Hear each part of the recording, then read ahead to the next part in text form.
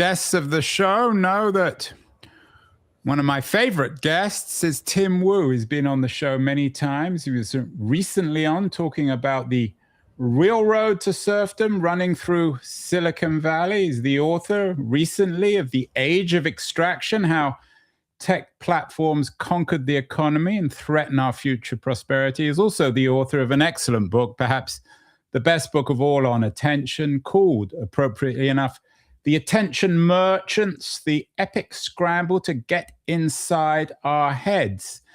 And there's another book out on attention. It's just come out. It's called Intensity. It comes with a lovely blurb from our friend Tim Wu. It's a manifesto of the attention liberation movement. And one of the members of that movement is my guest, D. Graham Burnett. His day job is as a historian of science at Princeton University, but is also one of the 3 co-editors and contributors to Intensity. It has about 25 other contributors. Graham is joining us from Washington Heights on the East Coast. Graham, congratulations on this new book. It's getting a lot of, and I can't resist the dumb pun, attention. Hey, thanks so much, Andrew, and it's a pleasure to be here. How'd you get out of this attention paradox, Graham? You're obviously in the business of critiquing attention in a sense, but of course, Intensity is also in the business of trying to get people's attention. Is there good attention and bad attention? Great questions, both. I mean, let me start with the first one and say, as you framed our conversation, you gestured at Tim. Tim is someone I enormously admire, have known for a long time. In fact, we both studied in the UK together on the same scholarship, as it works out. Tim, Chris Hayes, Jenny Odell, Johan Hari, we have lots and lots of diagnoses of there being something deeply wrong with the intensive commodification of attention in our new platform capitalist ecosystem. We are, as the Friends of Attention Coalition, hardly original in coming forward to say, hey, everyone, something is seriously off in our experience of our days and our experience of our communities in view of the way that a $17 trillion industry has arisen to commodify every movement of our eyeballs. What makes our book different is that we work to pivot from diagnosis to solution. And the character of our call for solution is, again, different from what you've heard out there. This is not about you managing your quote unquote attention span. This is not saying to you, you need a digital detox or you need to get better at, mindfulness or meditation, or this is about saying the scale of the challenge before us in relation to this new situation requires collective action. So Andrew, you mentioned I'm a historian, and the book deploys a fair number of historical analogies. And one of the more ambitious of those analogies is to say, this moment is like that moment in 1958-59 in the United States and globally, where you were on the kind of catalytic cusp of a authentically global movement of environmental conservation. When we think of the environmental protection movement, we think of all that kind of hippies meeting duck hunters, meeting Alcoa executives, all saying, look, we got to do something different. This is that kind of moment. There's widespread understanding that something is wrong with our internal environment in view of the way this extractive industry is putting all force into getting us full-time, time on device. And people understand something's got to give, but they're still stuck in the idea that it's like a personal shame that they go down these internet rabbit holes and can't get off TikTok. We're about saying the next 5 to 10 years is going to see a major collective, social, explicit, we're together on this movement, the US and beyond, to get pushback against the way we are being harmed by these industries and their business model. Do you think, in historical terms, the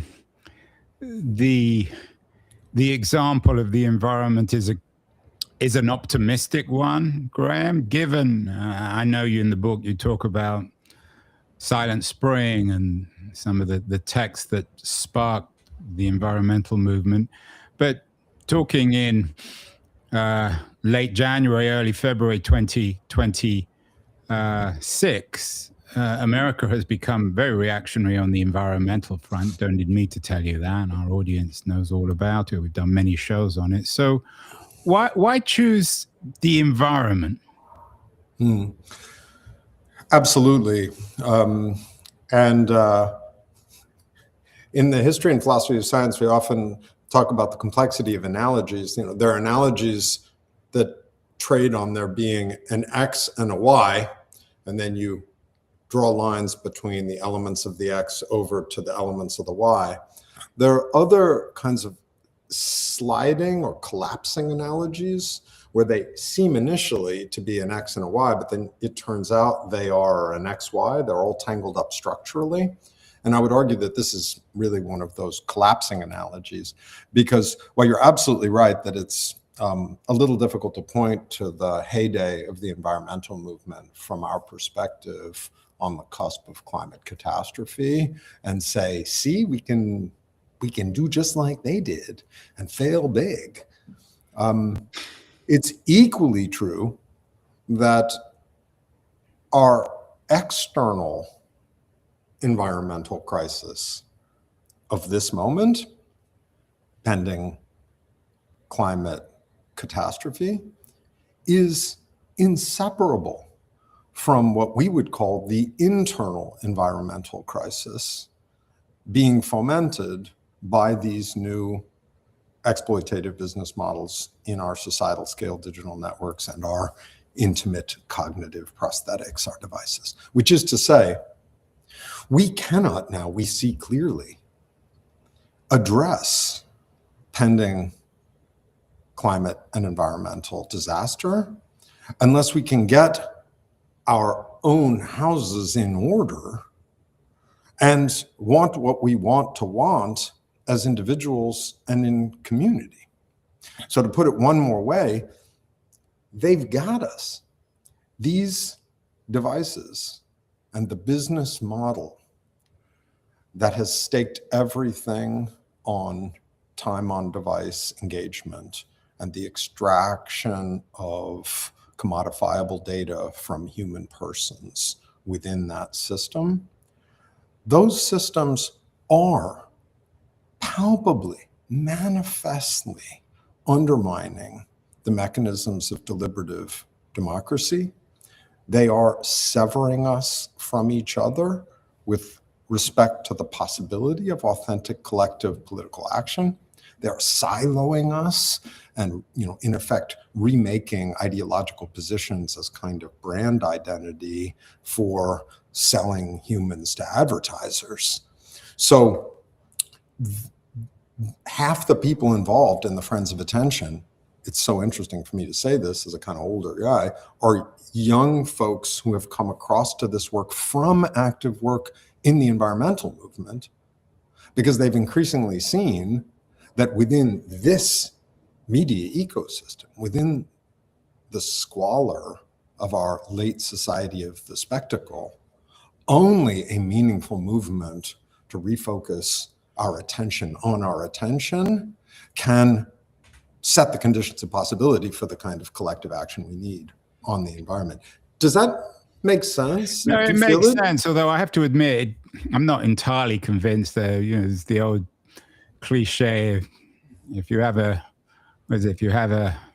hammer, then everything, well, whatever it is, if you have a nail, everything looks like a hammer. If you have a hammer, everything looks like a nail. So I guess if you're a radical environmentalist, everything looks like the struggle with the environment. How is, I take your point on attention, Graham, People like Wu and many others have been writing about this crisis. But why is it different, for example, from the television age, where advertisers stole people's attention, where there wasn't a great deal of direct political action, where people seem to lead increasingly inane lives, the gray men of the 1950s? Why is today's crisis any different from any other historical cultural crisis, particularly when it comes to television?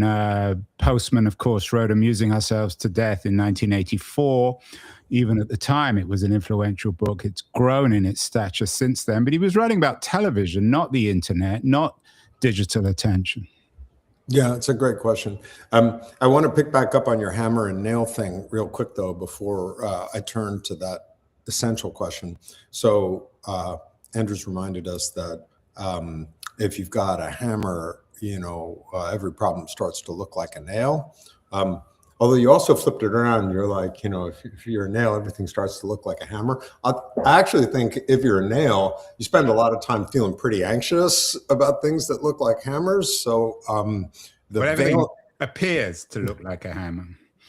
Only in if you're a nail. Yeah, in your nightmares, in a way. I think that comes a little closer to the proper paranoid anxiety of those of us who've been subjected to the despoliating powers of capital. So I hadn't quite thought of that one, but I want to roll it around. In the book, we actually dialectically pivot on precisely that image.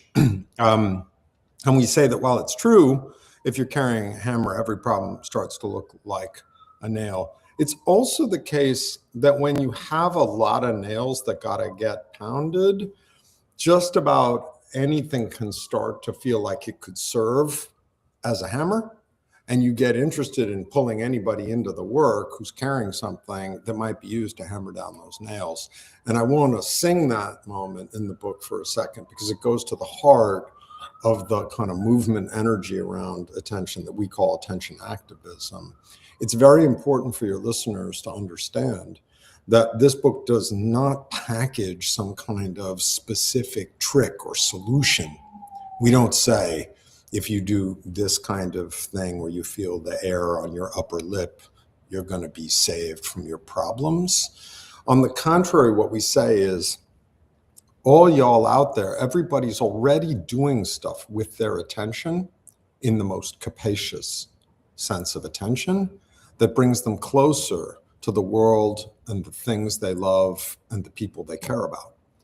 This moment is about naming those moments of flourishing goodness in the world as attentional, and signaling with others that you've got something attentional that needs to be protected from the frackers. That is, those who would frack.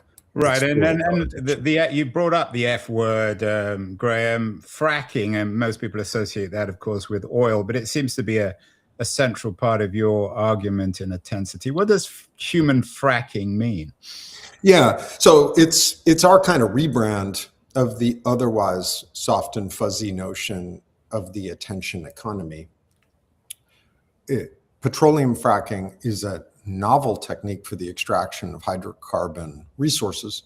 And as you and lots of your listeners will probably know, it involves not simply sort of drilling a hole and seeing the oil come up. It involves pumping down into the earth high pressure, high volume detergents to crack up the deep structures and aggregate widely distributed shale oil and gas, and then force that stuff to the surface where you can sort of siphon it out of the toxic spume.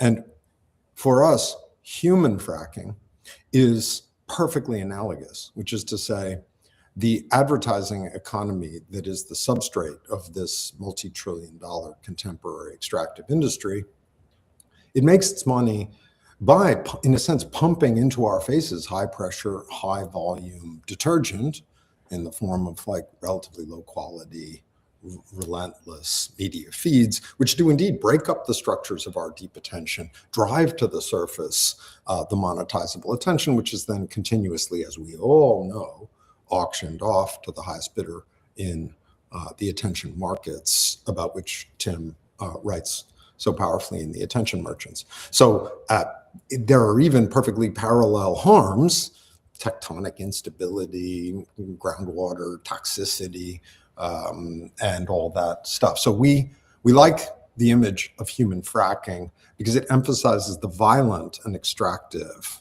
as well as the kind of toxic nature of the business model. And I want to say quickly, too, that it's very important to keep emphasizing that what we're talking about here is a business model. Our community, the Friends of Attention, and the work we do in attention activism, we're a nonprofit coalition. We have a kind of radical school in Brooklyn with dozens and dozens of folks at the core of the work, artists, writers, activists. We are actually not, by and large, anti-tech. We are quick to say that, phones are not the problem. Social media isn't even the problem. If phones had been invented by our grandmothers, we use them to call home. And if social media had been invented by Marina Abramovich and 2 Buddhist monks, it would probably be a kind of a cool place to share your experience of existence or something. The problem here is a business model that places the entirety of the extractive process on maximizing engagement with these devices with perfect disregard for the wellness or effects of the algorithmically generated content streams that affect this maximization of time on device. So we like to hit that point hard. Now, but Andrew, you've asked a very, very important question. I want to come back to it. You've said, and it's a question dear to a historian's heart. You said sort of like, what's different about this? What's the nature of the historical change here, given that, one, there have been a host of different sort of spasms of collective anxiety about new technologies since forever. Two, people have worried about their attention since the Middle Ages, arguably, since the classical period. The kids can't focus was something that Socrates, was sort of bitching about.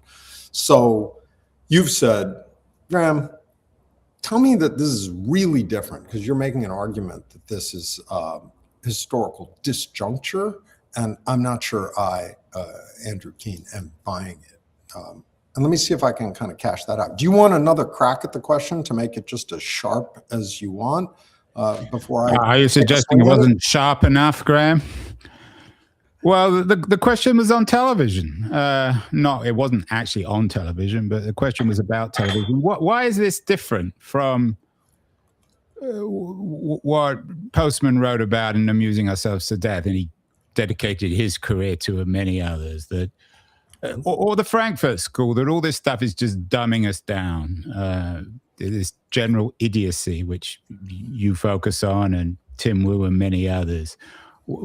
You wrote, or you and some of your colleagues wrote a good New York Times op-ed piece. The $1 trillion battle for your attention is built on a lie, and you note that everyone feels we're in our age of anxiety. We are having a crisis with our attention. But what's the difference when people were glued to their television, addicted to their television, spending their whole time watching remarkably inane advertising? Yeah, great. So I'm going to throw another name into your list of folks who forwarded the television critique. The great Jerry Mander, whose book from, I think it was the late 70s, 4 Arguments for the Elimination of Television, it's a rough contemporary, maybe a little earlier than Postman's book. And in some ways, I almost love it better, even though it's less remembered, because Mander was an extremely successful entrepreneur in the advertising sector. So he was really writing from the perspective of someone who had won in the business of kind of Madison Avenue advertising, and he believed that television was irreparably compromising American democracy. So I'm going to come at this 2 ways.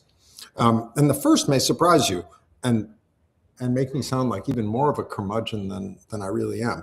I actually think a lot of those television arguments were basically right. you probably know Bob Putnam. You may have even had him on your show. Yeah, I remember back in the early 90s going to a speech by him on the internet when he was at AOL. It was a remarkable speech, for better or worse. Incredible. So for your listeners, just to make sure, Robert Putnam is probably the greatest living quantitative sociologist of the last 50 years. Bowling Alone, and he's been on the show several times. Amen. So one of the great things about his more recent book, that book, The Upswing, is that he actually takes the earlier argument of Bowling Alone, where he says, look, something has happened over the last 60 years, at least in the United States and elsewhere, where there's been a kind of severing of the structures of civic and social solidarity. And he places at the feet of that factical reality of American life, that is, that we spend less time together in communities. He places a great deal of explanatory verve into the problems we've had with our politics and continue to have. So what's interesting about The Upswing, as you know, you may have talked about it on the show, is that he actually goes back in that book to the end of the 19th century. And what he shows is that collapse of civic solidarity is not a kind of linear secular collapse across the modern era, where once upon a time we thrived in community and then modernity as such has undone that.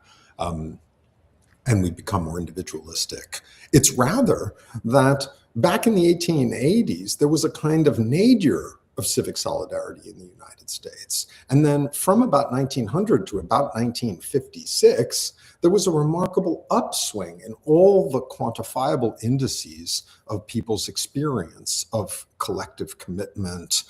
People were in more small associations. There were more cross-platform political proposals, more shared legislative efforts, blah, blah, blah. People should check out the book. Well, he has no real explanation for why in 1955 that upswing of civic solidarity that spans the wars and reaches into the post-war period tanks. And at precisely the sort of moment where JFK is saying, ask not what your country can do for you, but what you can do for your country, you begin the collapse to an intensely individualistic society of severed, atomistic self-maximizers. He has no causal account for why that happens. It's purely descriptive. Well, frankly, TV is one of the best possible correlates to that, because in 1948, a tiny number of houses had television. And by 1955, 58, when he sees his turn, a lot of them do. So my first line on this argument is somewhat counterintuitive. I'm not sure that those critiques of Postman and Mander and the Chicago School, Marcuse, they weren't so far wrong. I mean, so we should start there, I think. Two, and here I'm actually going to say what I do think is different about this moment. Advertising, as Tim Wu details in his book, is actually kind of surprisingly new. People have hawked their wares for a long time. If I stand on a street corner, I'm like, buy my chickens, buy my chickens. It's not exactly advertising. I'm just hawking, I'm hustling. Advertising is the emergence of markets in attention, meaning I have aggregated enough eyeballs that I can sell you not the chicken, but 100,000 eyeballs, and you can hold your chicken in front of them. And that doesn't really emerge until the 19th century. And to liken the emergence of AI-driven, real-time responsive, data-intensive human fracking on these intimate devices through which essentially the entirety of our social and labor lives now pass, to liken the emergence of early advertising, billboards, and classified ads in newspapers to this moment is a little like likening lacework in the 18th century to the satanic mills of Lancashire. They're both like textile operations. Yeah, people were making cloth, but they're simply are differences in scale that are differences in kind. And I believe, depending on your patience and that of your listeners, cash out that assertion that we are quite literally at a historical watershed with the emergence of human fracking. And if I can say one more thing, and then I'm going to throw it back to you to see where you are on this answer. You mentioned that piece we had in the Times last week. That piece in the New York Times is, I really would love it for your listeners to check it out, because what it is a brief history of the emergence of our contemporary understanding of attention. So when we now go around talking about attention, everybody thinks you're talking about attention span, how long you can stay focused on a task. And what we do in that piece is we say, where did we even get the idea of an attention span? And the answer to that turns out to be something very specific. That is, across the last 100 years, laboratory psychologists doing experiments on human subjects sliced and diced a very narrow set of sensory and cognitive human behaviors as, open quote, attention, close quote, even though there's a rich preceding humanistic, spiritual, aesthetics traditions that understand attention much more capaciously. And we, in our own lives, we know that attention isn't just your ability to track and trigger and vigilantly stay with some stream of stimuli. But that laboratory tradition codified that narrow definition of attention, and it's that one that has come quantified, objectified, instrumentalized to be the linchpin of our modern attention economy. And so resistance to this intensive commodification of our beings within the systems of human fracking begins with our emancipating ourselves from that narrow understanding of attention, which is a lie. That's not what attention actually is. And remembering, rewilding, and calling back into our consciousness the expanded understanding of attention, which is consistent with human personhood. And you got to be very careful when you make this move, because if you want to look up on Google what scientists say attention is, you're going to get a bunch of answers that literally come out of that tradition of laboratory experimental work, which doesn't mean that those answers are wrong. It just means, again, that they're quite narrow. And even if you look up analytic philosophical accounts in the most demanding peer-reviewed philosophy journals, they're all reading the neuroscience articles that are also on this very narrow kind of attention. And the point we make in the New York Times piece, and this is kind of the mic drop, who was funding all of that laboratory research on the human attentional subject across the 1940s, 50s, 60s, and into the 70s? I don't want to sound like some kind of paranoid lunatic you meet in the subway or whatnot, but the answer is simply the military-industrial complex. It's not like there were vast sums of money for laboratory research on human subjects' ability to track stimuli on screens being provided, again, by the Catholic Church, Buddhists? No, it was quite specifically the military, which was interested in those capacities because they were inextricable from the ability of humans to track and trigger and shoot down aircraft and monitor radar screens. So this is a specific Cold War instrumentalization of the human subject, which has been absolutely slipstreamed into a $17 trillion industry, largely run by, self-maximizing nihilists, and which is actively harming you, your kid, your mom, everyone. We know this, and it has to change, and we think it's starting to change. That's the call.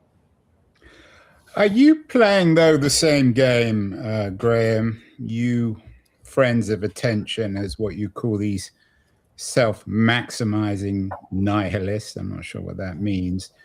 The book, you were very kind to send me the book, and it's a beautiful red book.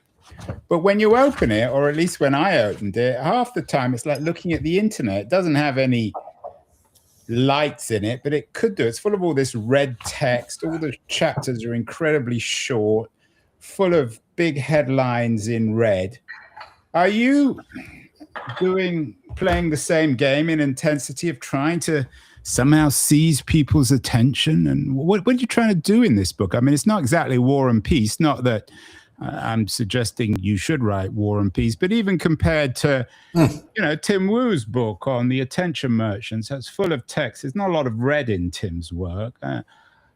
What are you trying to do here in this manifesto? I mean, even Marx's manifesto wasn't full of pictures and bright images and headlines. That's such a great question.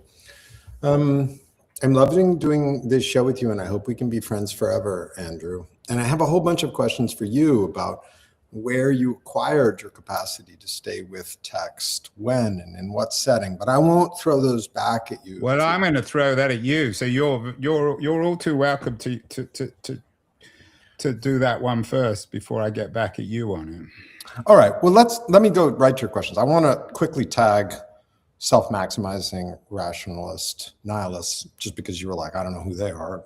Actually, I think we all know who they are. So let's be clear. Capitalism is not especially interested in human well-being. And so as we work within a increasingly lightly regulated capitalist political economy, the well-being of human persons articulated in languages of value other than money value, not going to be a major priority. So when I invoke those who are driving the human fracking systems, we should personalize it a little bit because they are individuals. But we also don't want to overdo it with personalizing it because... Well, give me some names or companies. Who are you thinking of?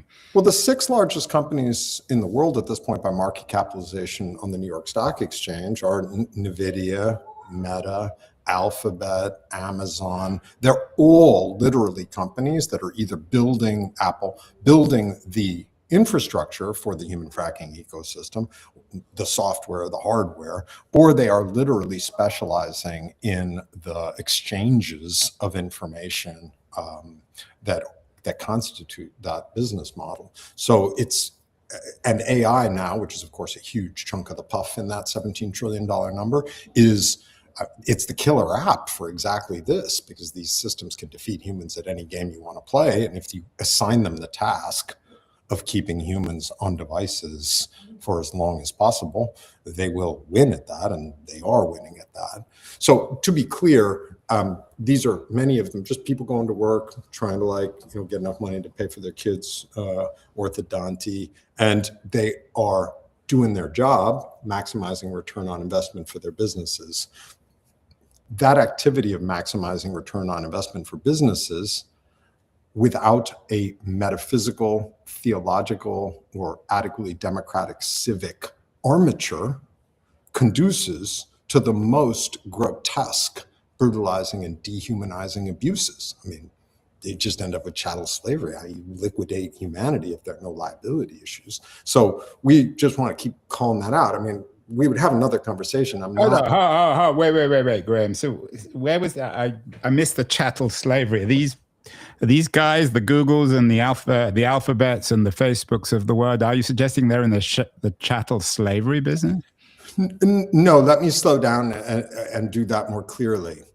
If you permit the maximization of return on investment to be the only norm of your conduct, there is nothing you will not do to human beings. And so chattel slavery is an example of that. And it was not a pretty one. We have, at this point, a fair number of constraints in place across most of the world that no longer makes that a viable way to maximize your return on investment. At present, we are inadequately regulated and constrained within the human fracking space. So the harms are significant and rising, because as it happens, you can make a ton of money in this space.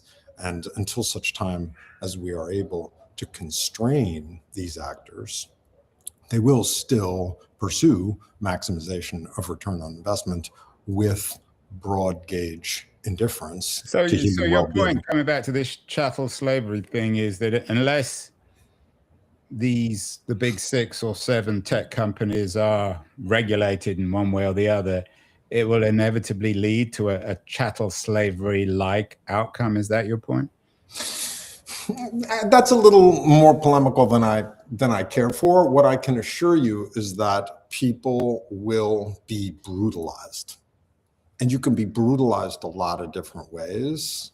And so chattel slavery was a historical phenomenon, and indeed in certain parts of the world it remains with us. We should always remember that. What's more relevant for our historical moment is to remember that we, going about our business, are willing to brutalize each other for money, and that's what's happening here. And the reason it's important to say that clearly is that what we need to do right now is convert some of the private shame people feel for their inability to manage their relationships with their devices into political anger. In other words, we don't want people to be feeling like, I have this problem, I suck. Why did I just vegetate and like go to my phone to do this, and 3 hours later I'm still on TikTok? I set my monitor to like stop me from doing that, and I overrode it.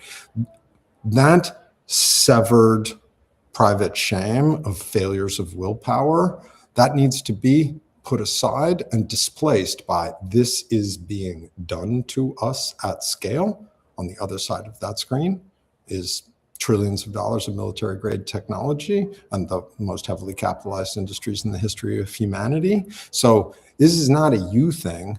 This has got to be an us thing. Convert that private shame into public anger. Does that make sense? I mean, we've ended up on a little kind of cul-de-sac down here, and I want to come back and get your great question, which is okay. Let's go. Let's get out of the cul-de-sac. Go back to the main road.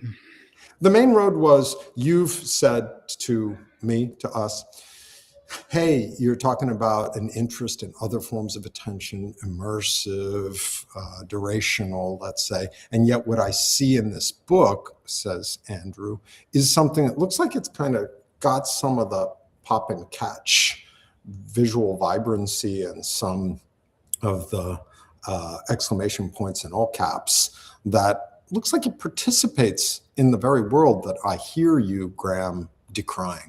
Have I got that question right? Yeah, I mean, it's like looking at a Facebook or X page, for better or worse. I mean, there's lots of good stuff on X and Facebook and social media. I'm not suggesting that everything on it is bad. Yeah, it's just to borrow, of course, McLuhan. It's the medium and the message here. But look, I'm going to take this one and lie down in a way. We could be wrong about that, and if the book is unable to effect the widespread catalytic recognition for which we are hoping and toward which we are working as a nonprofit coalition. Very important to emphasize, the book is a nonprofit exercise by a nonprofit community. We have a radical school in Brooklyn, check it out. All the proceeds that come to us on the sale of the book go to the 501c3 to support the school. That means everybody involved in writing it kept their hand out of the till. Yeah, and I wasn't suggesting anything. I wasn't suggesting that you were all in the business of profiting, but I was just curious as to the medium and the message somehow weirdly going together in intensity. Yeah, so those qualities of the book toward which you're pointing were intentional. So I'm an Ivy League humanistic professor who has spent about a third of my waking hours underneath books on paper putting them inside myself and then standing in front of rooms and trying to like lead seminars and lecture on those materials. I'm very committed to the history of our received textual tradition as inextricable from culture itself. However, I also believe that long-form immersive textual experience is undergoing an absolute crisis that really should be thought of almost as an extinction event. Part of what's interesting is that we are now recognizing that reading itself was an attentional practice. And so as our attentional capacities are literally being biohacked at scale by the human fracking industry, we are being separated from our cultural inheritance, much of which is textual, because basically people can't do it anymore. Yeah, and you wrote an interesting, very good, interesting piece in the New Yorker in April of last year on whether the humanities will survive artificial intelligence. Graham, why can you do it then and everyone else? People will be listening to you and thinking, yeah, maybe he has a point, but here's a guy, you've been a dancer, you're a historian, you teach at Princeton, you're part of this new authenticity movement, you're a cartographer. Why can't everyone be like D. Graham Burnett? You clearly don't have any problem paying attention. I'm just old. It's not complicated. How old are you? I'm almost 56 years old. That's really old. Yeah. So are you suggesting that anyone under 56 can't pay attention anymore? If you all have been hearing me, you'll have already heard that to sort of like act like paying attention is one thing is already to have like lost the battle. What we got to do is keep remembering that attention is many, many, many, not like this narrow instrumental operational thing that is kind of inextricable from like neoliberal capitalism in its digital form. So no, I have a kid with 25,000 followers on TikTok. She's a creator. Her attentional capacities and characteristics are very different from my own, but I would never suggest that she's not insanely brilliant and that she isn't going to do amazingly beautiful things with the way her mind works, both with text and with image. I don't think it's likely she'll read as many books as I have, but I can't work in the spaces she works because we're undergoing a revolutionary transformation in the media of culture. I mean, Andrew, this has happened before. Like learning was Latinity in Western Europe in the 15th, 16th, 17th, even into the 18th century. And then basically in the 18th century, it ended. And all those thousands of PhD dissertations written in Latin on the shelves in Leiden and Paris and Lyon, no one could read them. By 1825, 1830, nobody could read any of it. It was all over. And some people, classicists, Nietzsche was in the mix on this. We're like, oh my God, civilization is over. Nietzsche didn't think that, but a lot of them did, the sort of dowdy ones. And in fact, civilization wasn't over at all. Arguably, civilization was just kind of getting going and interesting as people worked in the vernacular. This is like that. We are losing a certain kind of literacy, meaning relationship to the textual experience of the like early part of the 20th century. It has implications for democracy. It has a bunch of implications. We are not getting dumber. I don't believe that. And people are going to keep using their intelligence, and we're going to carry our cultural inheritance forward, but it's going to require a whole lot of translation and conversion work. This is a too long, I apologize to listeners, way of answering your very precise question, which is why does this book have short chapters?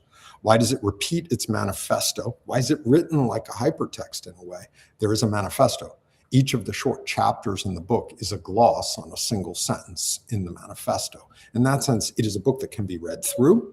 It is also an auto-epitomizing book. Every one page of that manifesto epitomizes what the book has to say. So it's a browsable book into which you can enter here and there to find the bits that move you. Why did we write the book that way? This was a commitment to trying to write a book that has go-between energy.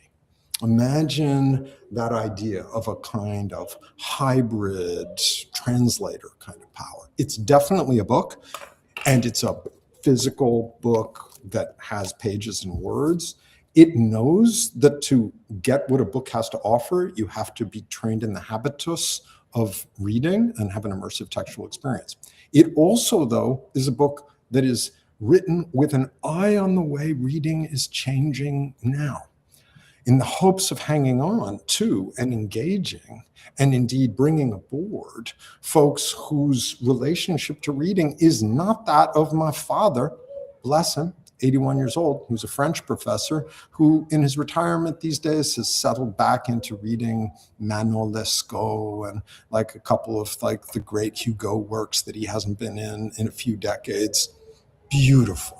But I got no undergrads at Princeton, none, who are doing that. And even the students who are winning the prizes in the English department, if you compare them to the students who were winning the prizes in the English department in 1989, you know, when I came up to Princeton, is different because people's relationship to the textual experience is different. So in that sense, the book is meant to operate on what we think of as this kind of threshold moment, where it's not entirely obvious that if you want to have a revolutionary movement, what you do is what Marx did, where Marx could count on a certain kind of mass literacy. You make a little like red book. You might do a lot better to have a podcast or a TikTok. And this is also interesting, deep breath. Sometimes we get from people who think of themselves as ironizers. Hey, you all are the School of Radical Attention in Brooklyn. How come you have an Instagram then? Since that's like, isn't that human fracking? And we have to be like, yeah, it definitely is. And sometimes when you affect revolutionary conditions, you have to deploy the master's tools to take down the master's house. I mean, you know, this is an old story in progressive politics. So probably half the people who come through our school doors and kind of engage in the movement in different ways come to us because they've seen our stuff on Instagram. In a happy day, a certain amount of this stuff will fall away. But once again, I'm not opposed to Instagram. I'm opposed to exploitation and the brutalization of persons through the heedless, extractive, compromising project of human fracking. Final question, Graham. The subtitle of the book is A Manifesto of the Attention Liberation Movement. And this idea of human fracking sounds to me, and correct me if I'm wrong, sounds to me that from your point of view and from the point of view of the Friends of Attention, this is the thing in itself. This is the biggest problem in the world right now. But some people might be watching and thinking, well, that might seem like that to guys living in Washington Heights or Brooklyn. But in America, towns like Minnesota overrun by ice thugs, America seemingly on the brink of going to war, and Greenland having already invaded Venezuela, all the increasing economic inequality in the world. This is part of that problem, but it's certainly no more serious. And rather than having an attention liberation movement, maybe we just need a different kind of liberation movement. Is this really attention, and this whole problem of attention, is it really the thing in itself, or is it a piece of what's wrong with the world? Yeah, that's a pretty deep question. So let me get at it by speaking about the title of the book, Attensity. It's not a neologism. It's not our coinage. It's a historical term. It comes from the early 20th century. It was a term coined by an Anglo-American psychologist.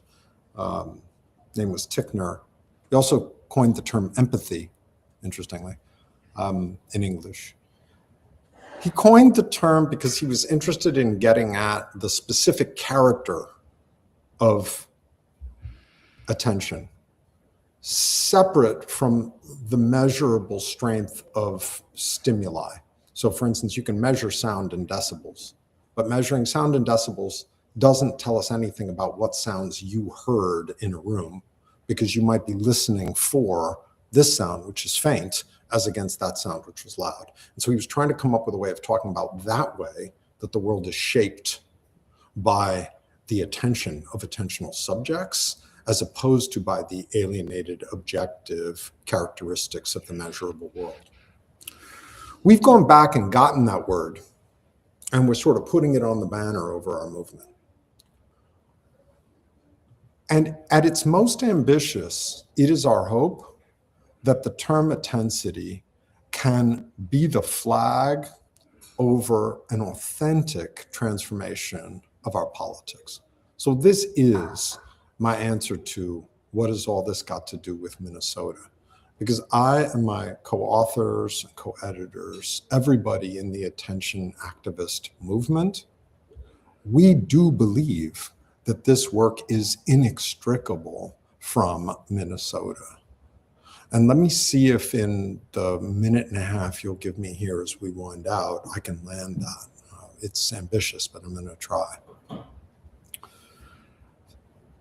Attention is not your attention span. Attention is nothing more or less than care, interest, curiosity, love. Somebody just reviewed the book on Amazon and said what they mean by attensity is what Heidegger meant by Sorge, by care, which is a pretty ambitious account of what we're up to in the book, but not entirely wrong. If attention is all that, it is a world-making phenomenon. It's how we create and experience shared worlds. And just as at the end of the 19th century, new forms of technology made possible new forms of exploitation that produced a new kind of politics, that was the steam engine was the new technology, the factory system was the new labor condition, and labor politics, socialist politics, strikes, unions, were the new politics that arose to confront those new conditions, an authentically new politics based on a new kind of laboring human subject. The most ambitious claim of this book for the folks out there who care about kind of political theory, and don't be distracted by the fact that there's like red type and like big exclamation points. We're dead serious about the philosophical dimensions of this book. Anthony Appiah just said this book is like thick with real philosophy. It's there. The most ambitious claim for this book is that we are on a watershed to a new kind of politics, which we don't claim yet to understand, but it is the work of this generation, this decade, to figure that politics out. And already there are authentic politicians, Jake Auchincloss, and commentators like Ezra Klein and Chris Hayes. These people get this. This is happening. We have been, as populations, reduced to attentional subjects and to instruments of an attentional economy. And while that's in one sense a catastrophe, it's a dialectical opportunity because it gives us a new kind of power. And the movement we're calling for is a movement in which we recognize the new power we have as attentional subjects because a $17 trillion industry and the squalor of our society of the spectacle, Trumpian politics, ride on us as attentional subjects. If we take our attention away, it collapses into sand. So I can't, if I could give you an account of what that new politics of attensity was going to be, I'd be an ideologue. And I'm not an ideologue. I'm a teacher, scholar, student. So join us to try to understand what it means to build a new politics on our attention, because that's the work that this book and this movement calls for. Well, that's the dialectical opportunity, according to at least our guest, D. Graham Burnett. He teaches at Princeton University. He's the co-editor of a wonderfully important book, Attensity, very stimulating, both intellectually and visually. Congratulations, Graham. And lots to digest. We'll have to get you back on the show. Maybe we'll get you back with Tim. Thank you so much. And congratulations on a very intriguing new book. Thank you